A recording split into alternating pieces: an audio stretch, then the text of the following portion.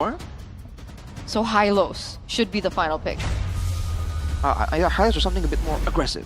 I guess we'll find out. Surprise, surprise! As we're getting straight into the Land of Dawn, ladies and gentlemen, match number 2, game number 1 between Alter Ego and EVOS. Bude Clara mentioned it up on stage, proving grounds for both of the coaching staff. Vin's debut game as head coach. Let's see how he will do. Welcome to Mobile Legends. Blue Robe? Oh, Esme! Esme EXP. Works against the Harith, but wow, an unorthodox pick off the bat right here. Before we get too much action, Youngblood versus Veteran here. Alec against Key. I think Key already has a reputation for himself. Alec will be the one to have to prove himself here. Not on a super weird hero. Already forced to flicker though. Wow. Raw. Yeah, what a combo. And the Esmeralda is a winning lane, by the way, and that could be an angle to go and dive into the enemy jungle. Rin taken low already by Chorizo, who has a flicker, can go for it. Rin forced back away from his own jungle. Nino there, but yeah, that's a winning matchup for the Esme. This is one of Chorizo's picks as well back in the day, right? The Esmeralda. So the fact that he's back on his signature, he's in a winning lane, we know exactly what EVOS are trying to do here as we take a look at the emblems. Tenacities and agility for EVOS on 3 members. They want to fight and they want it fast. On the side of Alter Ego, a lot of inspires here, so they fully understand that they want those abilities as fast as possible and they're going to be spamming it out. So they go for this build here that gives them more regen, mana-wise, and more spells to be spamming it out. It's going to be very useful for Alec in particular, for the mobility, and to stop these dive heroes, because there's a lot of it from the side of EVOS, man. So Rizzo, Roundel, I mean, every single one of the heroes on the side of EVOS are dive heroes, so that's interesting. But Chorizo on the Esmeralda, I still remember when he was able to get ahead in lane and 1v3, so Alter Ego gotta be careful here. You can already see how fast he's rotating around the map as well, you know, aiding even in mid-control to make sure that they have a lot more to say when it comes down to the neutral objective take. Chorizo's level 4 already here. RWM coming down, Key still there, Mountain Shocker! Locking him down, Key with the flicker out now. That's gonna be Albert still there, looking for the play. First blood to Nino, but Rin falls as well. Albert with a puncture constantly, Chorizo still poking them down. Double immobilization, Key still no ultimate, gets an immobilization though. Chorizo just goes on him. RP rotating from the bottom lane. Albert is gonna be caught, has the puncture, gets the red tree, and Erlan's walking in again. RP out of the Zaman Force. Erlan has a blazing wet, but doesn't want to go for it. Chorizo still dancing around. Alex gonna be taken low. Does have a flicker. And a kill over Chorizo. Stun and a kill back to Rin. A messy early game for both. Hey, if that went 3v1, 4v1, and Chorizo was still able to get out alive, that would be super unfair. It was really great angles coming in the early portion of that team fight when Nino was able to head into the backline, but the fact that they lost Rin in the process but still stayed to look for something around the neutral objective, I'm not really sure what they were going for there. Right, fight not breaking out just yet. Both teams want to play it slow, but you can see a lot of emphasis on the mid control. So Rizzo though did a great job there. I mean, he was zoning everyone and sustaining from the damage with the built-in shielding for way too long, dude. If that keeps happening, Alter Ego will not have any control whatsoever. Look at this, whoa. Real manipulation already used so early. Yeah, they could have just... I mean, would it have resulted in a kill? I guess they were baiting out a flicker from Erlan, but they had a BMI back, so wasted resource. Luckily, there's no objective on the map, so they are able to afford such misusage of resources. Such misuse. On the top side, Chorizo flickering out, so you can see this guy isn't really stingy with his usage of spells by all means. And earlier, by the way, he landed a 3-man falling Star Moon, so it's not just the sustain you gotta worry about, it's also his damage output. If you look at the numbers here that we have, I believe Chorizo is up there. Wow. Even higher damage compared to Hijime by about 5,000. That's a lot of damage for an early game Esmeralda. It's like 19,000 damage compared to 5,000 damage from the Lapu Lapu on Nino. So yeah, that's kind of the idea that we're looking at right now. That's how much damage. Oh, wait a second, Roundel. All in on Roundel. Wow, flicker too. Not just the Crimson Beacon. Another resource burnt quite easily there by Alter Ego. Nino walking up with the Brave Spider, actually goes back and Albert wins out the retry battle. No contest at all. Rick goes to the fight instead, and Chorizo gets bursted down. The key is caught in the bad spot now. Albert's still there. Thorn Rose gets him down. Now the Blazing Duet comes around with the help of Albert. Arfi dashing away. Albert with the Thorn Rose will help Roundel get the job done with a double as Erlan goes back to lane. 2-for-2 trade. They lose Arfi in the process, and Albert with a level Oi. above Rin Oi. was able to get the neutral objective. Albert, though, should be able to get out of this, right? He's sticking around. He's trying to get one more Nico! kill. The stun lands, but he got the additional healing, and that could have just been a bait. Chorizo, he could go all in. No resources for Nino. No flicker. Chorizo is going to go for the dive on this. Low Nino. But he just stands his ground in a mid-lane constant action. Mountain Shocker forcing out the Crimson Beacon, and the arrow won't land. Chorizo up top. Actually quite shocking that Nino's able to regen so much. I thought that Chorizo was going to go for the dive immediately. Nino steals that buff away as well. But Chorizo had so much shielding, I was sure he was going to go in for more under the turret. In the mid lane though, Altrigo, they've been putting a lot of emphasis in trying to get Roundel. They've been targeting Roundel with a fist crack multiple times, and he's been able to exit every single time. So Altrigo has to plan out some way to lock Roundel down for a bit longer, or get enough damage onto him that he can't really Crimson Beacon out, because once they keep going after they fail to secure Roundel, that's how EVOS are getting a bit of an advantage here in these fights. I mean, they were able to do that first turtle, right? But that was Nino looking for that opportunity, finally able to really shut him down. But then that means that Nino would expend all his resources on just Roundel and not Erlan, who would eventually join in the team fight. And in a long-drawn scenario like that, we saw how EVOS were able to capitalize. And right now you can see Nino trying to find something, but he is not tanky at all as a Lapu Lapu. He can't really contest for vision, especially against an Esmeralda and Sushin. Okay, look for the mount down on Alec, who's gonna go for the fist crack, but it's only onto Erlan, who's still safe. That's a lantern flare to pick Alec up.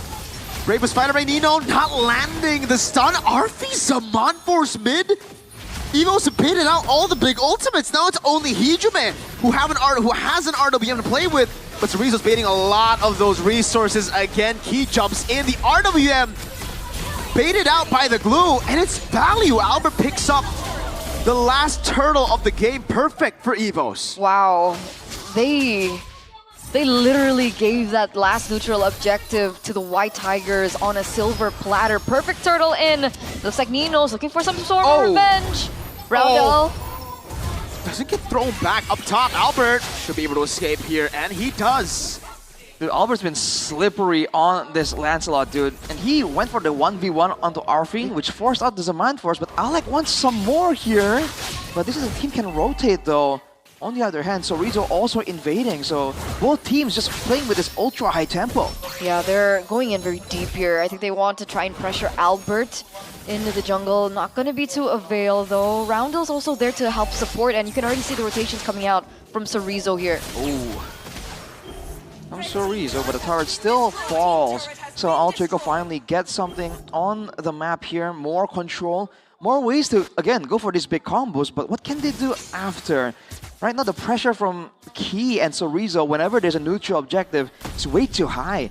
Even with the poke damage they have on the Eve, on Hijume, still can't really do anything, and the Swift Trinity has been completed for Erlan at 8 minutes, 8.5. That's so quick. What's his gold level compared to Arfi? That should have been a winning lane for the Harith, right? Actually, no. The matchup is good for Arfi once he gets level 4 in the resets, but before that, it's good for the Claw. Key, though, that's a lot of ultimate burnt down, and Key survives with the mount! Alec taken low. Hey, you're gonna kill Alec, and Alec dies!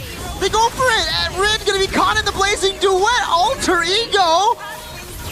What?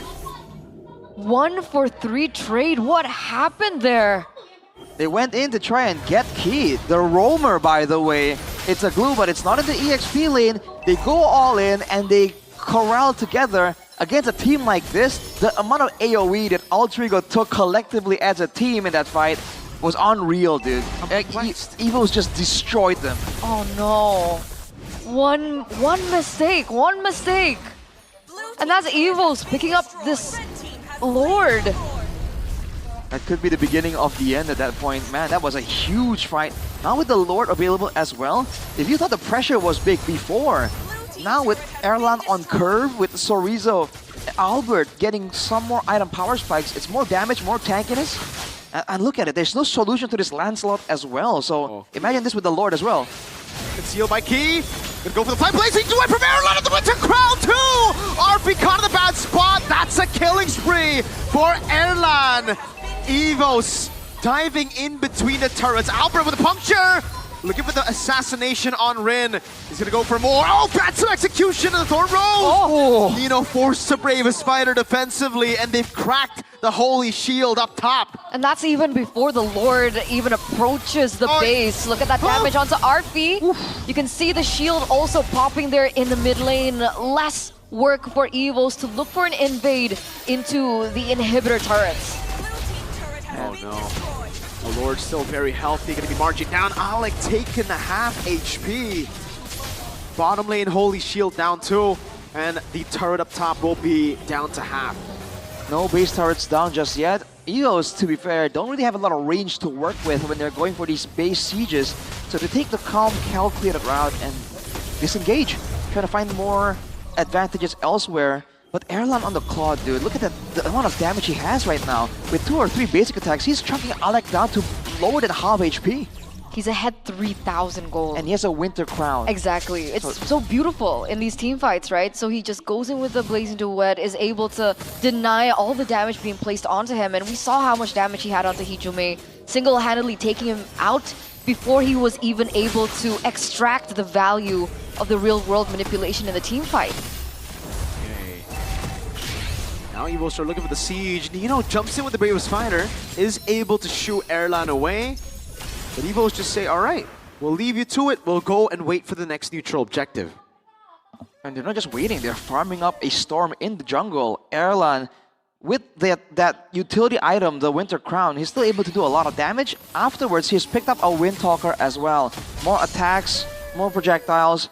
Alter Ego, man, they can't really win a prolonged fight. They have to find a way to get a decisive burst angle on at least Albert or Erlan. One of them have to fall early, because otherwise I don't see a way for Alter Ego to win out in a proper fight. But is there an angle for that? I mean, technically Arfi has 3 items already, right? He has the Holy Crystal in his kit, no Divine Glaive just yet. But will it come to a point where they're able to turn it around? What is that? Nino! Yeah. That's a frontliner. He's forced to use ult. Oh, Alec? What? Oh no, Alec. Oof. Way too deep there, right before the Lord spawns as well. Might as well be given a silver platter. EVOS will get this no problem.